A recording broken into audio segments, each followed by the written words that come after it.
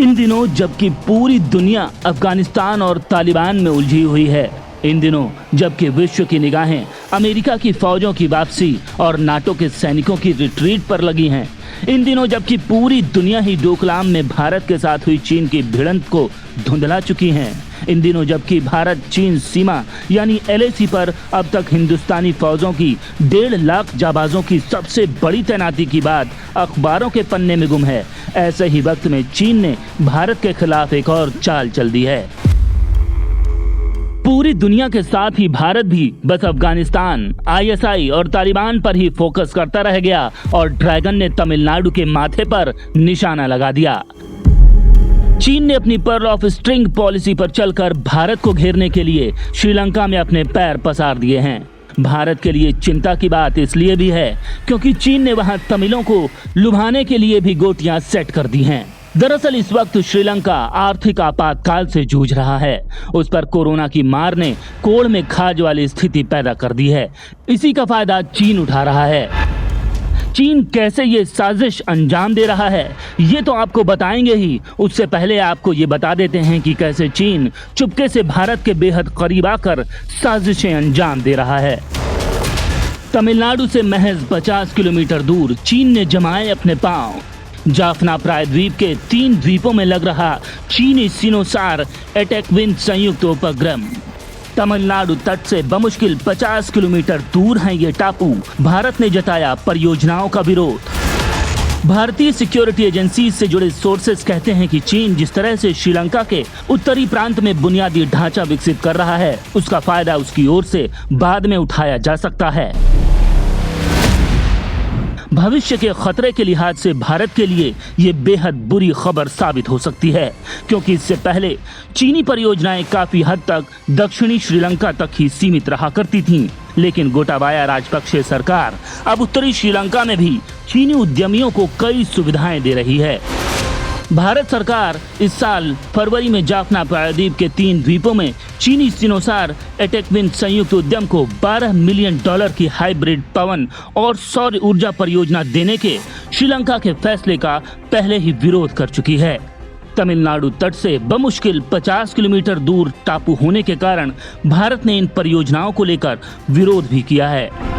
चीनी संयुक्त उद्यम को स्थानीय किसानों के विरोध के बावजूद उत्तरी श्रीलंका के एक तटीय गांव में जमीन आवंटित कर दी गई। भारत श्रीलंका के कदम से परेशान है। भारत जापान और श्रीलंका के साथ कोलंबो बंदरगाह पर पूर्वी कंटेनर टर्मिनल को संयुक्त रूप से विकसित करने के लिए त्रिपक्षीय समझौते से श्रीलंका वापस हट गया। फिर त्रिंकोमाली में तेल टैंक फार्म परियोजना को लेकर भी मतभेद जाहिर हैं। वहीं चीन दूसरी ओर श्रीलंका में अपने पांव तेजी से पसार रहा है। चीनी ड्रैगन न केवल श्रीलंका में ही बल्कि मॉरिशस, मालदीव, बांग्लादेश, म्यांमार के साथ भी संबंध बनाकर पूरे हिंद महासागर क्षेत्र में व्यवस्थित रूप से अपने पंख फैला रहा है। सीधे तौर पर कहा जाए तो धीरे धीरे करके चीन भारत को घेरने के अपने मंसूबों को साकार करता भी दिखाई दे रहा है। परियोजनाओं की आड़ में उत्तरी श्रीलंका में चीन का विस्तार भारत के लिए खतरे का संकेत है। चीन जो पहले से ही अपनी श्रीलंका में गहरी राजनीतिक पैठ बना चुका है, अब भारतीय तट के करीब अपनी उपस्थिति मजबूत करने की दिशा में जुट चुका है। चीन की इस रणनीति को देखते हुए भारत को भी बेहद सतर्क रहना होगा, क्योंकि चीन ने भारत से लगे हुए बेहद करीबी मुल्क श्रीलंका को अपने कर्ज के जाल में फंसा रखा है। ऐसे में पहले से ही विदेशी कर्ज में डूबे श्रीलंका ने 2 हफ्ते पहले चीन के साथ 2280 करोड़ रुपए का लोन एग्रीमेंट साइन किया है। चाइना डेवलपमेंट बैंक और श्रीलंका सरकार के बीच ये एग्रीमेंट श्रीलंका के अनुरोध पर किया गया है। चीनी एम्बेसी के बयान के मुताबिक इस एग्रीमेंट से श्रीलंका को कोविड रिस्पांस, आर्थिक सुधार, फाइनेंशियल स्टेबिलिटी और बेहतर आजीविका में मदद मिलेगी। दोनों देशों की ये डील चीन के 11,877 करोड़ रुपए की पुरानी क्रेडिट सपोर्ट का हिस्सा है। श्रीलंका को 7,423 करोड़ रुपए का क्रेडिट सपोर्ट पहले ही 2 किश्तों में मिल चुका है, जिसमें करीब 37,000 करोड़ रुपए की पहली किश्त अप्रैल 2021 में और आधी किश्त मार्च 2020 में मिली थी। टूरिज्म पर निर्भर रहने वाले श्रीलंका की इकोनॉमी को कोरोना की वजह से काफी नुकसान झेलना पड़ा है। इस साल फरवरी में श्रीलंका ने आर्थिक बोझ से निपटने के लिए भारत के साथ करीब 3000 करोड़ रुपए का फाइनेंशियल स्वैप किया था। इससे पहले कि श्रीलंका सरकार ने हम्बनटोटा पोर्ट के लिए चीन से कर्ज लिया था और $8 बिलियन का कर्ज नहीं चुका पाई थी, जिस वजह से 2017 में हम्बनटोटा पोर्ट को चीन की एक कंपनी ने 99 साल की लीज पर ले लिया था।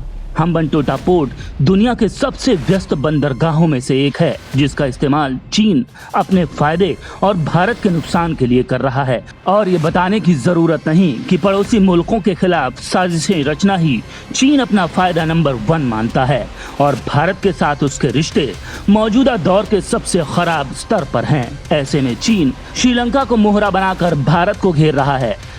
पिछले कई सालों में चीन ने श्रीलंका के डेवलपमेंट प्रोजेक्ट के लिए हजारों करोड़ रुपए का कर्ज दिया है।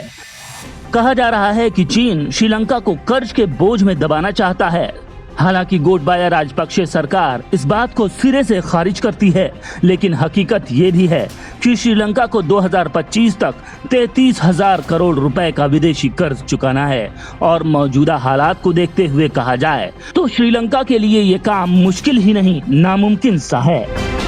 भारत के लिहाज से देखा जाए तो चीन का खतरा तो और ज्यादा बढ़ता दिखाई दे रहा है, क्योंकि अफगानिस्तान पर 20 साल बाद तालिबानी आतंकियों के दोबारा कब्जे और आतंकियों के साथ चीन और पाकिस्तान की मिलीभगत पूरे सीन को भारत के लिए और कॉम्प्लेक्स बना देती है। ऐसा इसलिए क्योंकि खबर ये भी है कि तमाम प्रतिबंधों को ठेंगा दिखाते हुए उत्तर कोरिया ने अपने परमाणु रिएक्टर यंगडेन को फिर से एक्टिव कर दिया है। इस रिएक्टर में एटमी हथियारों के लिए प्लूटोनियम तैयार किया जाता है। सैटेलाइट से मिली तस्वीरों का हवाला देते हुए अंतर्राष्ट्रीय परमाणु ऊर्जा एजेंसी यानी IAEA ने अपनी ताज़ा रिपोर्ट में ये दावा किया है। उत्तर कोरिया के इस रिएक्टर में जुलाई से परमाणु गतिविधियां शुरू की जा चुकी हैं और दुनिया ये जानती है कि नॉर्थ कोरिया के दुनिया में 2 ही मुल्क दोस्त हैं, पहला चीन और दूसरा रूस। और चीन से भारत की अदावत किसी से छिपी नहीं है। भारत के लिए चिंता की एक बड़ी खबर ये भी है कि चीन के पश्चिमी प्रांत गांजू के यूमेन शहर के पास रेगिस्तान में करीब 119 मिसाइल साइलो बनाए जा रहे हैं। इन साइलो का इस्तेमाल लिक्विड फ्यूल वाली इंटरकॉन्टिनेंटल बैलिस्टिक मिसाइल्स को रखने के लिए किया जाना है। दोनों मुल्कों के बीच हाल के सालों में तनातनी का जो माहौल रहा है, उसमें ये खबर बेचैन करने वाली है।